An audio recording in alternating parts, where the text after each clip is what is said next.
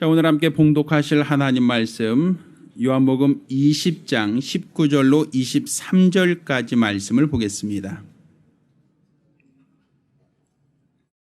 오늘 함께 봉독하실 하나님 말씀 요한복음 20장 19절로 23절까지 말씀을 교독합니다. 마지막 절은 같이 읽겠습니다. 이날 곧 안식 후 첫날 저녁 때에 제자들이 유대인들을 두려워하여 모인 곳에 문들을 닫았더니 예수께서 오사 가운데 서서 가라사대 너희에게 평강이 있을지어다. 이 말씀을 하시고 손과 옆구리를 보이시니 제자들이 주를 보고 기뻐하더라. 예수께서 또 가라사대 너희에게 평강이 있을지어다. 아버지께서 나를 보내신 것 같이 나도 너희를 보내노라. 이 말씀을 하시고 저희를 향하사 숨을 내쉬며 가라사대 성령을 받으라. 같이 읽습니다. 너희가 네 죄든지 사하면 사하여질 것이요 네 죄든지 그대로 두면 그대로 있으리라 하시니라. 아멘. 자, 오늘은 숨을 내쉬며 성령을 받으라 라는 제목으로 하나님 말씀을 함께 나누겠습니다. 하나님은 영이십니다. 우리가 하나님을 영이시다라고 하는 것은 하나님이 우리 눈에 보이는 대상 혹은 하나님이 어떤 물체로 되어 있는 그러한 대상은 아니시다라는 얘기죠. 우리가 하나님을 영적인 존재다라고 하는 것은 사람이 육안으로 하나님을 보거나 아니면 어떤 감각을 통하여 하나님을 감각할 수는 없다라고 할 수 있습니다. 그렇게 사람들은 눈에 보이지 않는 하나님을 어떻게 믿느냐? 만질 수 없고 감각할 수 없는 대상을 어떻게 믿을 수 있느냐라고 사람들이 하나님을 부정하는 이유가 되기도 합니다. 그렇지만 우리가 눈에 보이지 않고 감각되지 않는다고 하여 그것을 우리가 과연 존재하지 않는다라고 말할 수 있겠느냐라는 거예요. 아마 우리 집사님들이 내가 자녀를 사랑합니다 혹은 내가 배우자를 사랑합니다라고 말을 합니다. 아마 그러한 내가 사랑합니다라고 하는 것을 여러분이 감정을 가질 수 있죠. 그러면 이렇게 내가 사랑합니다라고 하는 감정을 느낄 수 있는 그 마음, 사랑한다는 그 마음은 어디에 있습니까? 라고 한다면 그 사랑한다는 그 감정이 눈에 보이십니까? 사랑한다는 그 감정이 여러분이 만져지십니까? 병원 가서 엑스레이를 찍으면 사랑은 어디 있습니까? 라고 하면 머리에 있습니다. 혹은 가슴에 있습니다. 그럼 엑스레이상으로 사랑이라고 이렇게 표시가 됩니까? 그렇진 않는단 말입니다. 그러면 여러분이 사랑이라는 건 존재하지 않는다. 병원에서 어디 있는지 엑스레이상으로 나오지 않으니까 사랑은 존재하지 않는다. 이렇게 얘기하면 여러분은 그걸 수긍할 수 있겠습니까? 병원에서 엑스레이나 아니면 과학기술이 아무리 발달돼도 사람이 사랑합니다라고 하는 그런 감정을 갖고 있는 그 마음을 어디서 진단을 하거나 아니면 그것을 어디서 회복시키거나 하지 못한단 말입니다. 내가 결혼할 때 사랑했는데 요즘 사랑이 많이 식었어요. 병원 가서 사랑을 다시 회복시켜 주세요라고 하면 어떤 의사가 그 사랑을 다시 뜨겁게 사랑할 수 있도록 할 수 있겠느냐는 거예요. 그럼 우리가 마음이라는 것은 눈에 보이지 않는 겁니다. 이것은 육체가 아니기 때문에 그렇다는 얘기죠. 사람이 감각할 수 있는 것은 물체를 감각할 수 있는 것이지 물체가 아닌 것에 대해서는 인간이 감각할 수도 없고 느낄 수도 없습니다. 그러면 내가 감각할 수 없다고 하여 존재하지 않는다. 세상엔 그런 것이 없다라고 말할 수는 없다는 것이죠. 우리가 하나님을 영이시다라고 얘기하는 것은 그가 우리가 감각할 수 없다는 것이지 그분을 존재하지 않는 분이시다라고 얘기하는 건 아닙니다. 영이신 하나님께서 우리 인간을 지으실 때 우리 인간을 영적 존재로 만드셨습니다. 이것은 영은 영으로서만 알 수 있기 때문입니다. 영은 영적 존재만이 영적 존재를 분별할 수 있기 때문에 하나님이 우리 인간을 만드실 때에 흙으로 사람을 지으시고 그 코에 생기를 불어넣으사 사람을 생명이 되게 하셨다. 영적인 존재가 되게 하셨다라는 겁니다. 그러니까 우리가 사실 눈에는 보이지 않지만 저와 여러분 모두가 영적 존재라는 사실을 믿으시길 바랍니다. 여러분 바로 여러분 안에 영혼이 있다는 얘기입니다. 근데 사실 병원 가서 내가 종합검진을 받고 병원 가서 어떤 검사를 해도 내 안에 영혼이 있다는 것을 우리는 진단할 수는 없어요. 내 영혼이 어떤 상태인지 내 영혼이 어디 있는지에 대해서는 과학으로 기술로는 알 수가 없죠.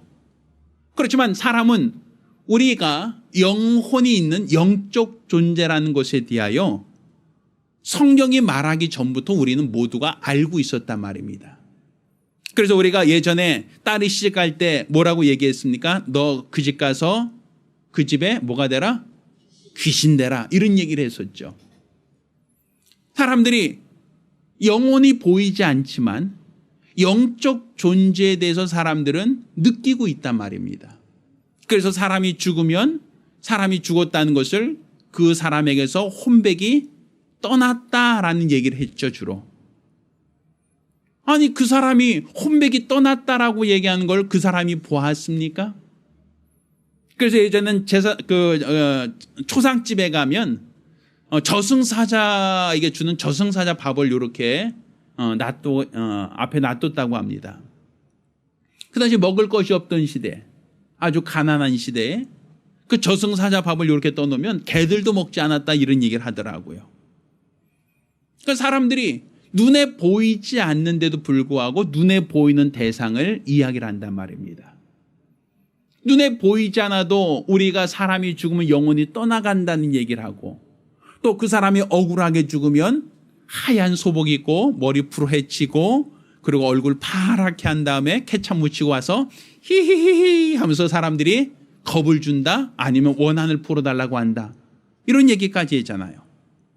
그래서 많은 사람들은 그런 얘기를 들으면서 공동묘지 가는 것을 무서워해요? 무서워하지 않아요? 무서워한단 말이에요. 특히 밤중에 공동묘지 가는 것을 사람들이 겁을 먹고 무서워하죠. 왜 그렇습니까? 영혼이 없다면 사람이 죽으면 육체가 죽음으로 끝났다면 두려워할 것도 없고 또 무서워할 것도 없고 또 제사를 드리거나 사람들이 섬길 대상도 없을 터인데 사람들은 영적인 존재이기 때문에 영적인 대상에 대해서 느낄 수 있다는 얘기죠. 그건 우리나라만 국한된 게 아니에요. 아프리카나 미국이나 어느 나라에 가든지 영적인 존재들에 대해서 말을 하고 그들에 대해서 사람들이 두려워하는 대상이 있단 말입니다. 중국에 가면 뭐 강시라고 해서 뭐 붙이면 움직이고 안 움직인다라는 어떤 그런 대상을 말하죠. 또 미국에도 어떤 그 영적 존재 귀신에 대한 얘기를 하지 않습니까? 그러니까 어느 나라 가든지 주술이 있고 어느 나라 가든지 영매들이 있습니다. 영혼을 부른다 아니면 영혼과 어떤 대화를 한다 아니면 그런 어떤 사람들이 있단 말이죠. 그것은 사람이 영혼이 없는데 어느 나라 어느 민족이든 간에 다 영적인 어떤 귀신에 대하여 영적인 대상에 대해서 말한다는 것은 그거는 내가 눈에 보이지 않지만 그들이 존재를 느낄 수 있다라는 것이에요. 그들이 존재가 없는 게 아니라 과학적으로 증명이 안 되는 것뿐이지 사람들이 영적 존재를 느낄 수 있다는 겁니다. 그러니까 사람들이 영적인 존재를 느낄 수 있다라고 하는 것은 결국 하나님이 우리 인간을 영적 존재로 만드셨다. 그렇기에 사람이 영적 존재에게 영적인 대상을 느낄 수 있는 대상이 있다라는 겁니다. 그러면 하나님께서 우리 인간을 지으실 때 어떻게 영적 존재가 되게 하셨는가? 성경은 하나님께서 사람을 지을 때 흙으로 사람을 지었다라고 말합니다. 이 흙 자체가 영적인 대상은 아니에요. 그런데 흙으로 사람을 지으시고 그 코에 생기를 불어넣으시니 사람이 뭐가 됐다? 생명이 되었다라고 말합니다. 그런데 이 하나님이 생기를 불어넣었다라 할 때 생기는 뭐냐면 후 하는 바람을 말하는 거예요. 여기서 원어적으로 말한다면 하나님께서 후 하는 바람을 그 코에 불어넣으시니 사람이 그제서야 영적인 존재가 되었다라고 말합니다. 그러니까 결국 우리 육체 안에 하나님이 불어넣으신 영혼이 들어와 있기에 우리 영적 존재다라고 말할 수 있는 거예요. 근데 우리가 이 땅에 살다가 영혼이 육체가 떠나는 그날을 우리 뭐라고 하죠? 죽음이라고 하죠. 그런데 우리 영혼이 내 몸 안에 있다가 몸에서 영혼이 떠나는 그 순간부터는 우리 육체는 뭐가 끊어져요? 호흡이 그친단 말이에요. 사람이 살았냐 죽었느냐라는 걸 어떻게 판단합니까? 그 사람이 숨을 쉬느냐 쉬지 않느냐를 가지고 사람들은 그가 죽었다 혹은 살았다라고 판단을 하죠. 자, 영혼이 내 안에 들어왔을 때는 호흡을 하는데 영혼이 떠난 그 순간부터는 육체는 호흡이 멈춰버린다는 거예요. 이것은 하나님께서 사람의 육체 안에 사람을 만드시고 그 코에 생기를 후 하고 바람을 불어넣으시니 사람이 영적인 존재가 되었다. 근데 그 영적인 존재가 들어와 있는 동안은 사람도 역시 호흡을 하고 이 땅에 살다가 영혼이 육체를 떠나게 되는 날 호흡이 멈춰버리더라라는 거예요. 그러니까 결국 우리 영혼이 우리 육체 안에 있는 동안 우리 영혼이 눈에 보이지 않지만 육체 안에서 영이신 하나님과 사귐을 갖게 하신 겁니다.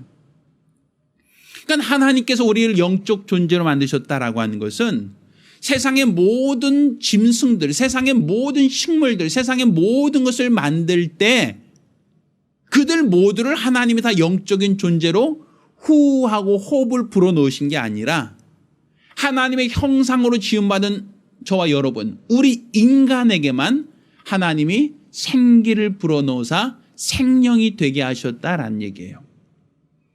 그러니까 이 생기를 불어넣어서 생명이 되게 하셨다는 것은 결국 사는 영이 되게 하셨다는 거죠. 그러니까 짐승과 사람의 차이점이 무엇이냐라고 할 때 육체, 생물학적인 육체만을 가지고 비교한다면 차이가 없습니다. 짐승들도 음식을 먹고 짐승들도 사람처럼 잠을 자기도 하고 또 짐승들도 무럭무럭 자라기도 합니다. 또 짐승들도 사람처럼 어떠한 짝짓기를 하고 또 짐승들도 거기서 어떤 자손을 번성하기도 하죠. 또 짐승들도 그렇게 살다가 어느 한 순간 되면 병이 들거나 혹은 사고나 혹은 자연 수명으로 죽음에 이르기도 합니다. 그러니까 많은 사람들은 사람이나 짐승이나 뭐가 다릅니까? 라고 얘기해요. 짐승들도 먹고 짐승들도 자고 짐승들도 자라고 짐승들도 결혼하고 짐승들도 새끼 나고 짐승들도 죽으니 우리 인간과 뭔가 차이가 있느냐? 똑같다라고 얘기하는 것이거든요. 그러면 짐승과 내가 똑같다라고 하는 것은 이 육체만을 가지고 말할 때 하나님이 흙으로 지으신 이 육체만을 가지고 말할 때는 생물학적으로 봤을 때 인간과 짐승의 본성이 비슷할 수가 있어요. 그런데 짐승과 인간의 가장 큰 차이가 무엇이냐라고 하면 그들은 영혼이 없다는 겁니다. 이 영혼이 없다는 것은 다른 말로 영이신 하나님과 그들은 사귐을 가질 수가 없다라는 거예요. 영이신 하나님과 사귐을 가질 수 없다는 것은 다른 말로 짐승들은 신앙생활을 하지 않는다, 종교를 갖지 않는다라는 얘기입니다. 우리 혹시 집에서 강아지를 키우신 분들, 강아지가 그 밥 먹기 전에 기도하는 거 보신 적 있으세요? 혹은 고양이가 어떤 문제가 있을 때 기도하는 거 보신 적 있으세요? 물론 사람들이 어떤 훈련을 시켜서 어떠한 밥 먹기 전에 어떤 뭐 기도하는 모양을 갖는다든지 뭐 이렇게 어떤 훈련을 시킬 수 있을지 몰라요. 저도 어느 집 가보니까 먹이 줄 때마다 앉아 그럼 딱 앉고 또 서운하면 또 손 또 내밀기도 하고 이렇게 어떤 훈련돼서 이렇게 모양을 따라하는 것을 본 적이 있어요. 그래서 저도 참 재밌어요. 이렇게 보면 서운하면 딱 내밀고 앉아 그럼 딱 앉기도 하고 어떤 데는 빵 그럼 또 막 뒤집어져요. 자기가 뭐 총 맞은 것처럼 막 이렇게 막 뒤집어져서 이따 또 먹을 거 달라고 또 다시 일어나고 이런 거 본 적이 있어요. 참 재밌죠. 근데 그렇다고 해서 그 어떤 모양은 흉내낼 수 있겠죠. 그렇다고 해서 짐승이 신앙생활을 하지 않습니다. 자, 사람과 짐승의 가장 큰 차이가 무엇이냐라고 할 때 짐승들은 눈앞에 보이는 것을 가지고는 그들이 반응을 한다는 거예요. 그래서 우리가 예전에 어딘 그 동물원에 가면 돌고래쇼라는 걸 본 적이 있으시죠? 이 돌고래쇼 보면 하루 왼종일 공연하는 게 아니라 공연 시간이 하루에 3번인가 4번 딱 정해져 있습니다. 왜 그 시간이 정해졌냐면 그 시간이 바로 돌고래 뭐 하는 시간? 먹이 시간이에요. 그러니까 돌고래가 먹는 시간이에요. 돌고래에게 자 제주 넘어봐라. 그럼 돌고래가 알아서 제주 넘는 게 아니라 수의사가 돌고래 훈련시키죠. 언제 훈련시켜요? 말 안 들으니까 그가 링을 넘을 때 정어리 한 마리 넣어줘요. 그러면 그 돌고래 입장에서는 자기가 배가 고프고 정어리 먹고 싶으면 뭐 해야 되죠? 그 앞에서 링을 넘으면 수의사에게 달려와요. 잘했죠 하고 그러면 수의사가 여기 입 같은 데 이렇게 두들겨주고 정어리 한 마리 떡 집어넣어줘요. 그러니까 이 돌고래 입장에서는 뭐 하는 거죠? 내가 뭐 하면 뭘 준다? 정어리 준다는 걸 그들이 알죠. 그러니까 그들이 제주를 넘기도 하고 그들이 공 가지고 이렇게 제주 부리고 하는 것들이 다 그거 하면 뭐 주니까? 바로 보상을 해주니까 그거 가지고 하는 거예요.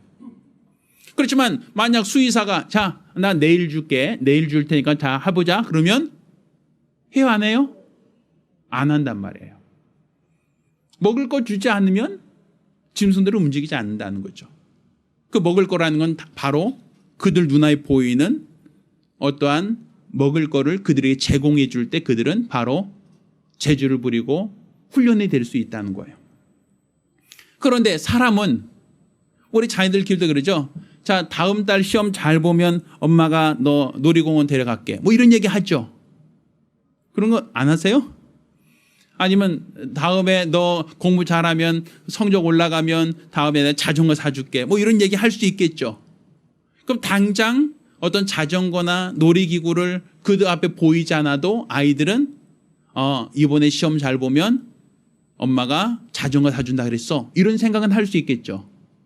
당장 눈에 보이는 과자가 없어도 당장 눈에 보이는 어떤 정어리는 없어도 그 아이는 다음에 엄마가 뭐 준다고 했어라고 하는 것을 기억하고 있고 그것을 위해서 노력하죠.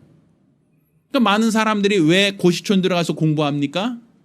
내가 열심히 공부하면 뭐 할 수 있다? 이 시험에 합격하면 내 팔자가 핀다? 뭐 이런 거 있겠죠. 그러니까 당장 눈에 보이지 않는 사람들은 어떤 목표를 가지고 그 목표를 가지고 노력한단 말이에요.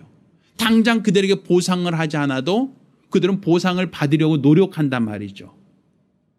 그게 짐승과 인간을 차별하는 차이점이라는 거예요. 그럼 그 차이가 어떤 차이가 오냐 하면 사람들은 눈에 안 보여요. 아직 죽어보지 않았기 때문에 천국이 있는지 지옥이 있는지 몰라요. 사람들은 아직 죽어보지 않았기 때문에 하늘나라 간다는 것이 그냥 막연한 얘기예요. 그렇지만 사람이 영적인 존재이기 때문에 하나님을 안 보여도 보이지 않는 하나님을 믿을 수 있는 거예요. 또한 보이지 않는 하나님을 믿을 뿐더러 그가 우리에게 약속하신 하늘나라 천국도 그들이 인정하는 거예요. 내가 지금 아직 죽어보지 않아서 천국과 지옥은 안 가봤지만 그렇지만 하나님이 그렇게 말씀하셨다는 걸 믿고 사람들은 거기에 봉사를 하고 이 땅에서 애쓰고 수고하는 것도 결국은 내가 나중에 죽더라도 더 좋은데 주의 나라에 간다고 하는 소망이 있기 때문이란 말이에요. 이것은 바로 우리 인간이 짐승과 차별되어지는 가장 큰 특성이다라고 얘기합니다. 결국 우리 인간은 하나님이 우리를 영적인 존재로 만드셨기 때문에 영이신 하나님의 존재를 인정하고 영이신 하나님이 말씀하신 그 약속을 믿고 있는 겁니다. 그래서 그 약속을 믿고 저 하늘나라 영광의 나라 천국이 있다는 것을 그것을 시인하고 인정하고 그것을 얻기 위해서 이 땅에서 애쓰고 수고하고 노력하는 것도 결국 내 영혼이 천국 갈 수 있다는 소망이 있기 때문입니다. 그렇지만 짐승 중에 어느 누구도 그런 소망을 가질 수가 없어요. 장차 내가 하늘나라에 갈 거야 라는 어떤 그런 소망을 가지고 그들이 신앙생활하지 않습니다. 왜? 그들은 뭐가 없으니까? 영혼이 없기 때문에. 영혼이 없기 때문에 영적인 일을 도모하지 않는 겁니다. 그러니까 사람이 영적 존재라고 하는 것은 이렇게 하나님이 그 코에 생기를 불어 넣으사 생명이 되게 하심으로 사람이 이렇게 하늘에 소망 두고 있는 영적 존재로 살게 된 겁니다.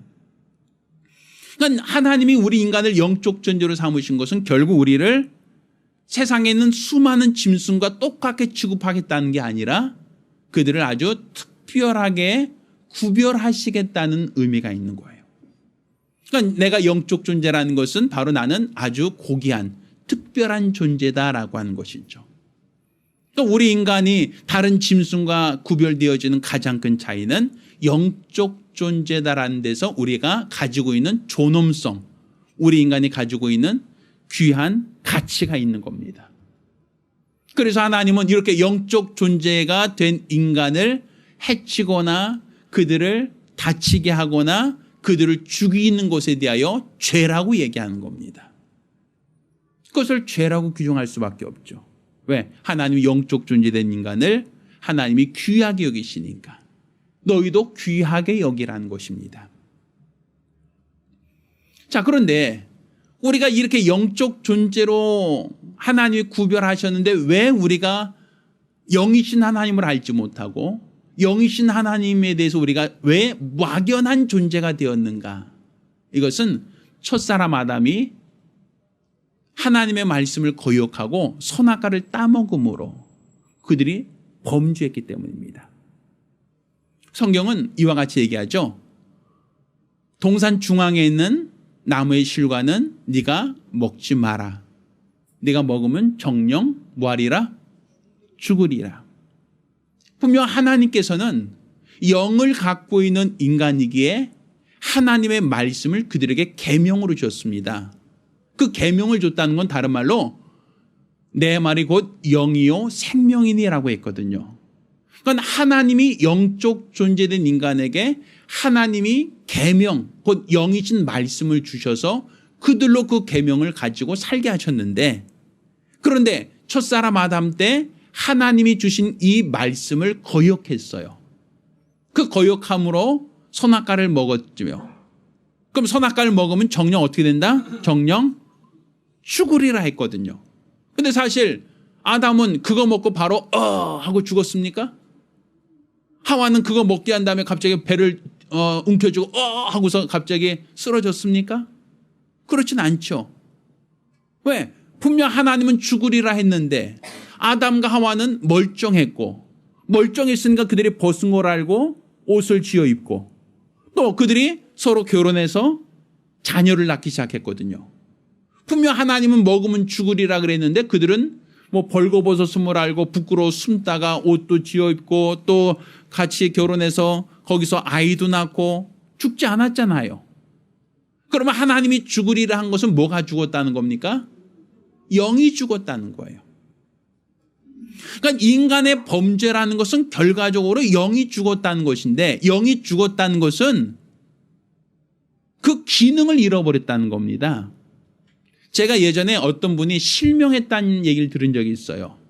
어떤 분이 어떤 병으로 인해서 실명했습니다라고 하더라고요. 그래서 그 어떤 선글라스 같은 거 끼고 다니시는 분을 봤는데 그러면 그 사람이 실명했다고 해서 갑자기 눈이 없어집니까? 눈 안에 있는 그 눈동자 안에 그게 갑자기 샥 사라져 버립니까? 그건 아니에요. 그냥 눈은 원래 있던 그 자리에 있어요. 그래서 그분은 이게 안경 벗으라 그러면 벗고 눈도 껌뻑껌뻑합니다. 우리가 봤을 때는 실명했는지 안 했는지 몰라요. 그냥 그분이 우리랑 똑같이 눈을 가지고 있고 그냥 똑같이 눈을 껌뻑껌뻑하기도 해요. 근데 단지 뭐가 안 되는 거예요? 시력이 없는 시력을 상실한 거예요. 눈 자체가 이 머리에 있는 그 생물학적인 눈 자체가 사라져버린 게 아니라 실명했다. 그러니까 시신경이 잘못돼서 더 이상 눈은 껌뻑이지만 보이지 않는다라는 거죠. 기능을 잃어버렸다는 거죠. 그처럼 우리 영이 죽었다는 것은 영혼 자체가 사라져버렸다라는 얘기가 아니라 영의 기능을 잃어버렸다는 거예요.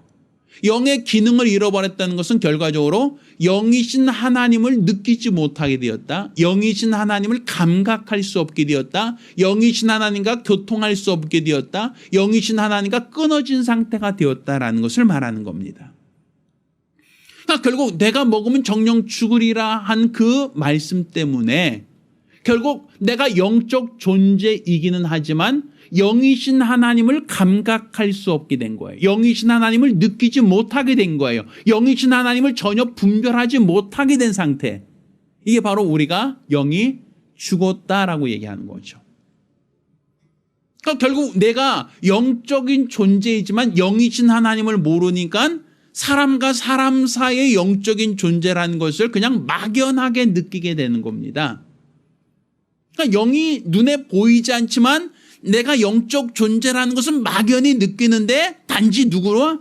하나님과의 관계가 끊어진 상태이기 때문에 하나님은 모르고 단지 내가 영적 존재라는 것을 느끼니까 다른 사람과의 관계 속에서 어떤 사람이 죽으면 혼백이 떠난다. 아니면 그 사람이 죽으면 제사를 드려야 된다. 아니면 그 사람과 어떤 그 영적인 교감에 대해서 사람들이 얘기를 한단 말이죠. 그래서 어떤 무당이 가면 무당이 덩덩 춤을 추면서 죽은 사람을 불러내기도 하고 죽은 사람이 영혼과 대화를 하기도 하고 뭐 이런 얘기를 하는 것도 다 영적인 존재이긴 한데 영의 기능은 분명히 있긴 한데 단지 하나님과의 관계가 못했다? 끊어진 상태가 되었다. 그것이 바로 우리 영혼의 상태였단 말입니다. 그래서 하나님께서 이 죽은 영혼들, 그 영혼들을 위하여 그 아들을 보내주신 겁니다. 그리고 그 아들이 십자가 달려 죽기까지 고통당하심으로 뭘 회복시킨 거예요? 영혼을 살리길 원하셨단 말입니다. 영혼을 회복시키길 원하신 거예요. 다른 말로 하나님과 우리 영적인 관계를 회복시키려고 했던 것이 바로 하나님이 그 아들을 우리에게 보내주신 겁니다. 자, 오늘 우리가 읽은 이 본문에는 이런 표현을 써요. 예수께서 죽으시고 부활하신 이후의 사건입니다. 자, 예수께서 죄가 없은데도 불구하고 사람들은 예수를 붙잡았고 그를 결박하여 공에 넘겼고 또 예수가 죄가 없음에도 그들은 예수를 십자가에 못 박아 죽이자라고 했단 말입니다. 베드로가 예수가 재판하는데 쫓아갔었죠. 그런데 예수를 재판했던 사람들이 베드로를 보고 너도 저와 한패 아니냐라고 베드로도 같이 결박하여 같이 넘기려고 했단 말이죠. 그러니까 베드로는 그 자리에서 나는 저를 알지 못합니다라고 부인하고 3번이나 부정하고 거기서 도망 나와 버렸단 말입니다. 그러니 제자들은 예수가 십자가 달려 죽으셨을 때 제자들은 다 자기들도 붙잡아 갈까 봐 그들은 두려워서 숨어 들어갔어요. 자기들도 붙잡혀서 예수님처럼 죽을까 봐 그들을 다 무서워서 뿔뿔이 흩어졌는데 예수님이 사흘 만에 부활하셔서 제자들에게 나타나셨습니다. 그리고 오늘 우리에게 말씀하신 게 너에게 뭐가 있으라? 평강이 있으라 라고 말씀하시죠. 그러면서 예수님께서 자기의 손과 옆구리에 상처를 보여주시며 자신이 부활했다, 유령이 아니다라는 것을 그들에게 확인시켜 주셨습니다. 그리고 그들에게 또다시 평강이 있으라 라고 말씀하세요. 그리고 하신 말씀이 무엇이냐 하면 22절 읽겠습니다. 시작. 이 말씀을 하시고 저희를 향하여 숨을 내쉬며 가라사대 뭘 받으라? 그냥 예수님께서 성령 받으라 하면 되는데 왜 또다시 숨을 내쉬며 얘기하셨습니까? 제자들은 이 성경을 기록할 때 예수님이 분명 숨을 쉬었을 텐데 살아나셨으면 성령 받으라라고 말씀하셨다라고 하면 될 거를 왜 굳이 숨을 내쉬며 성령을 받으라 이렇게 쓸 이유가 뭐가 있느냐는 거예요. 우리가 얘기할 때 이분이 숨 쉬면서 이렇게 얘기했어 이렇게 얘기하지 않죠. 아주 뭐 이렇게 예를 들어서 뭐 달리기를 100m 한다든지 운동을 아주 격하게 한 다음에 호흡이 가쁠 때야 헉헉거리면서 헐떡이면서 얘기할 수는 있어요. 그렇지만 예수님이 여기서 지금 운동을 열심히 하고 나서 말하는 게 아닌데 왜 성령을 받으라 할 때 굳이 숨을 내쉬며 이렇게 표현하고 있는 이유가 무엇이냐는 것이죠. 자, 예수님께서 성령을 받으라 할 때 숨을 내셨다라는 얘기는 다른 말로 우리 인간을 처음 만드실 때 하나님이 우리 인간에게 그 코에 생기를 후 하고 불어넣으셨다는 것과 같은 맥락이에요. 원어적으로 본다면 성령이라는 것은 푸뉴마 하기온이라고 하여 거룩한 숨이란 뜻이거든요. 거룩한 호흡이란 뜻이에요. 그러니까 너희 성령 받으라는 것은 후 하고 거룩한 숨을 쉬었다라는 얘기입니다. 그러니까 이스라엘 사람들은 성령 받으라 하는 말이 후 거룩한 숨을 너희가 받으라라는 얘기거든요. 그러니까 첫사람 아담에게 하나님께서 그의 코에 생기를 불어넣으사 그가 영적 존재가 되게 하셨던 것처럼 예수님께서 제자들에게 후 숨을 내쉬며 성령 받으라는 것은 그 호흡처럼 성령이 너희 안에 임하기를 원한다라는 것이죠. 그러면 성령이 눈에 보입니까? 보이지 않습니까? 성령도 영이시기 때문에 눈에 보이지 않아요.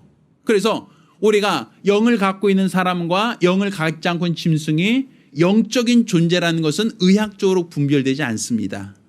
그렇지만 우리 인간이 영적 존재라는 것을 우리는 알고 있죠. 그것처럼 여기서 성령 받으신 분과 성령 받지 않은 분도 영이기 때문에 의학적으로나 생물학적으로 구분되진 않습니다.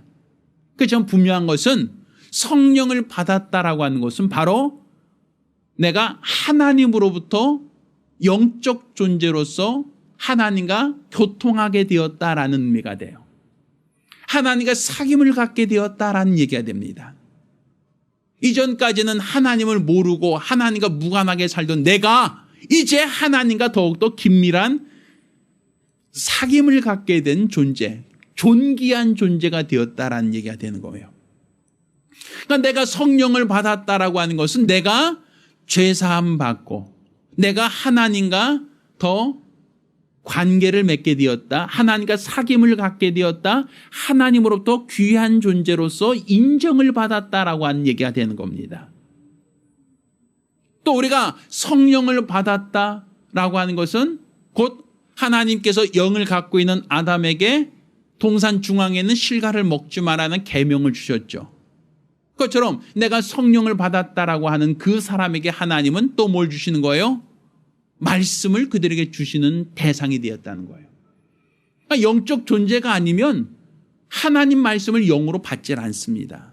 하나님과 대화할 수 있는, 하나님 말씀을 들을 수 있는, 하나님과 교통할 수 있는 그러한 대상이 되었다는 거예요. 그래서 우리가 하나님의 말씀을 내가 받기도 하고 내 문제를 무엇으로? 기도를 통하여 하나님께 뭐 하기도 하고 아뢰기도 하고. 그래서 성령 임한 다음부터 우리가 이전에 하지 않던 기도를 하죠. 그게 뭡니까? 방언으로 기도하잖아요. 성령이 임하기 전까지는 방언으로 기도하지 않다가 왜 갑자기 방언을 말하는가?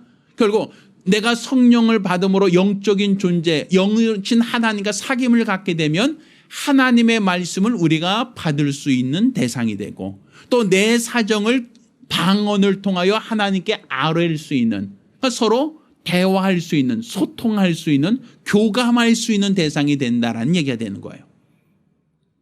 그러니까 내가 성령 받았습니다 라고 하는 것이 바로 내가 영적 존재로서의 기능을 회복했다라는 것만이 아니라 하나님과 사귐을 가고 교통할 수 있는, 교감할 수 있는 대상이 되었다라고 말할 수 있는 것이죠.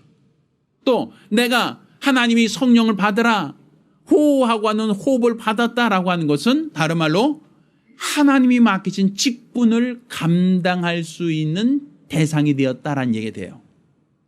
아담을 하나님께서 에덴으로 이끌어 오셔서 그 코에 생기를 불어넣으심으로 그는 에덴 동산을 지키는, 에덴 동산을 관리하는 동산지기로서 에덴에 있는 모든 것을 다스려라, 정복하라, 지배하라, 이 모든 것을 관리할 수 있는 관리자로서 하나님이 그에게 역할을 부여하셨어요. 그것은 바로 생기를 불어넣으심으로 하나님이 에덴 동산이라고 하는 그 환경을 다스릴 수 있는, 그것을 어떤 관리할 수 있는 대상이 되었단 말이에요. 그래서 하나님은 아담에게로 모든 짐승들을 이끌어 오심에 아담이 그 모든 짐승들의 이름을 붙였다라고 얘기하죠. 이름을 붙였다는 것은 그들을 관리하는 관리자가 되었다는 얘기입니다. 그런데 하나님이 우리에게 예수께서 후 하고 성령을 받으라 하시고 나서 하나님께서 우리를 무엇으로? 직분을 맡겨서 우리를 사용하시겠다는 거예요. 그 직분을 맡긴다는 것은 너희가 성령이 임할 때까지는 예루살렘을 떠나지 말고 아버지가 우리에게 주신 성령이 올 때까지 기다려라 하시다가 성령이 임하시면 너희가 비로소 권능을 받고 예루살렘과 온 유대와 사마리아와 땅끝까지 이르러 내 뭐가 되리라? 증인되리라고 사도행전 1장 8절을 말하고 있거든요. 그러니까 결국 직분을 맡게 된다는 거예요.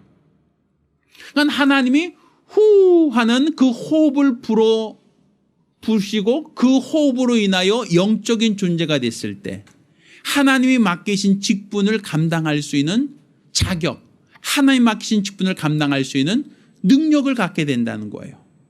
그러니까 오늘 제자들은 지금 두려워서 떨면서 무서워 숨어 있잖아요. 그런데 그들에게 예수님께서 후 하고 성령을 받으라 하고 말씀하셨어요. 그러니까 성령 임하시면 너희가 지금은 무서워서 두려워서 숨어 있지만 그렇지만 너희가 성령이 너희에게 임하시면 예루살렘과 온 유대와 사마리아와 땅끝까지 이르러 복음을 전하는 직분을 감당할 수 있다. 결국 이 직분을 감당한다는 것은 성령을 받은 이후에 비로소 그들이 그 사역을 감당할 수 있었던 겁니다. 결국 성령이 임하심으로써 그들이 하나님과 소통할 수 있고 하나님과 교감할 수 있고 하나님 말씀을 받을 수 있고 또 하나님이 주신 능력을 소유하여 그 능력을 가지고 복음을 전하는 이 귀하고 복된 직분을 감당할 수 있게 되었다. 그러니까 결국 우리가 예수님께서 후 하고 숨을 내쉬며 성령을 받으라 이렇게 말씀하신 것은 결국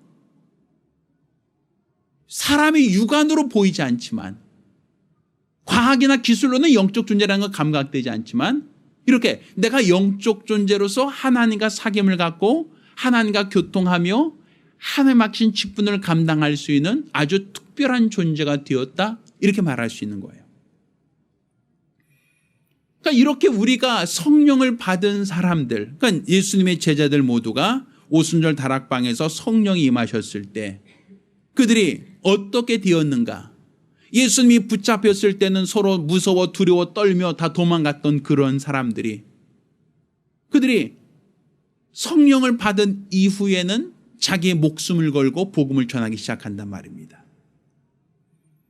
성령을 받기 전에는 그들이 나는 그를 알지 못합니다라고 부정하고 부인하고 예수를 모른다고 했던 그 제자들이 성령을 받고 난 다음에는 자기 목숨을 걸고 복음을 전하고 증거하며 결국 수많은 사람들이 순교에 이르도록 그들이 담대히 복음을 전하는 것을 보게 됩니다. 왜 사람이 갑자기 변합니까? 왜 예수님의 제자들이 만약 예수가 부활했다는 것을 그들이 시체를 감춰서 숨겼다라고 한다면 그것을 은폐시키기 위하여 자기 목숨을 걸 사람이 과연 누가 있겠느냐는 거예요. 그 전날까지는 다 두려워 숨어서 무서워하고 두려워하던 자들이 왜 갑자기 담대해져서 자기 목숨을 걸고 복음을 전하겠다고 땅끝까지 이르러 증인이 될 수 있는 그 원동력이 무엇이겠느냐는 거예요. 성령이 존재하지 않고 성령이라는 것이 사람들이 꾸미는 이야기라고 한다면 왜 사람들은 자기 목숨을 걸고 자기 모든 것을 다 내걸고 복음을 전하고 증거하는데 수고하겠느냐는 것이죠. 이것은 성령을 받은 자들이 하나님이 영이신 하나님과 교감을 하고 영이신 하나님을 이해하고 영이신 하나님의 말씀을 받고 영이신 하나님의 그 능력을 나타내고 결국 우리가 육체가 마감된 이후에 영이신 하나님이 우리를 위하여 예비하신 저 하늘나라 영광의 나라에 들어간다는 그 소망을 갖고 있기 때문에 이 모든 영적인 싸움에서 그들은 담대할 수 있었던 거 아니겠습니까? 우리가 성령을 받으라. 이것은 우리가 이 땅에 살면서 우리가 잃어버렸던 기능을 회복하는 겁니다. 이전에 죄로 인하여 끊어졌던 하나님과의 관계를 다시금 회복하는 겁니다. 또 하나님과 더욱더 교통하며 하나님으로도 존귀한 자로 우리가 인정을 받는 겁니다. 또 우리에게 주어진 모든 직분을 능히 감당할 수 있는 그 힘과 지혜와 능력을 공급받는 것은 바로 예수님께서 제자들에게 성령을 받으라 하심으로써 그 역할이 시작되는 겁니다. 따라서 우리가 첫사람 때 잃어버렸던 그 영혼의 그 관계를 예수님께서 부활하셔서 죄를 사하시고 우리에게 또다시 숨을 내쉬며 성령을 받으라 하신 것은 네가 성령 안에서 하나님과 교감할 수 있고 성령으로 말미암아 하나님과 더욱더 친밀한 관계가 되기를 원하시는 하나님의 간절한 뜻이라고 말할 수 있습니다.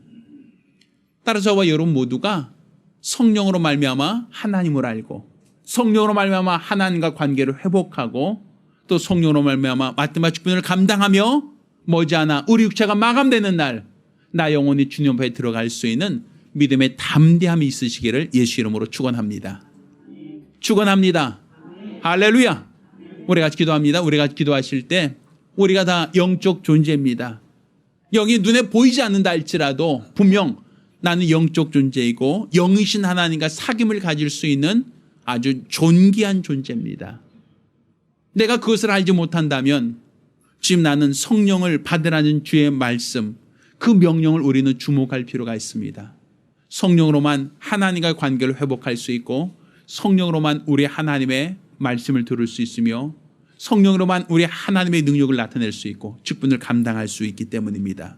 주여 오늘 이 시간 우리가 성령으로 말미암아 하나님과의 관계를 회복하고 우리가 맡긴 직분을 감당하며 성령 안에서 우리 하늘나라 저 영원한 나라를 소망하며 우리 주 앞에 충성할 수 있게 해달라고 간절히 사모하며 한 목소리로 기도합니다. 할렐루야. 할렐루야. 우리 집사들 모두가 영적인 존재라는 것을 회복하길 바랍니다. 내가 인정하든 인정하지 않든 여러분이 영적 존재라면 영이신 하나님과 우린 사귐을 가질 때 비로소 나의 영혼은 회복될 수 있습니다. 우리 집사님 모두가 영적인 존재로서 우리 하나님과 더욱더 긴밀한 사귐을 갖기를 예수 이름으로 축원합니다. 이제는 우리 주 예수 그리스도의 은혜와 아버지 하나님의 극진하신 사랑과 보혜사 성령님의 교통하시고 역사하심이 오늘 이와 같이 성령 안에서 하나님과 교통하며 말씀을 들으며 직분을 감당하며 우리 주 앞에 더욱더 충성하며 살기로 열심한 우리 모든 성도들과 가정들 위해 이제로부터 영까지 함께 있을지어다. 아멘. 우리 하나님께 영광을 돌리겠습니다.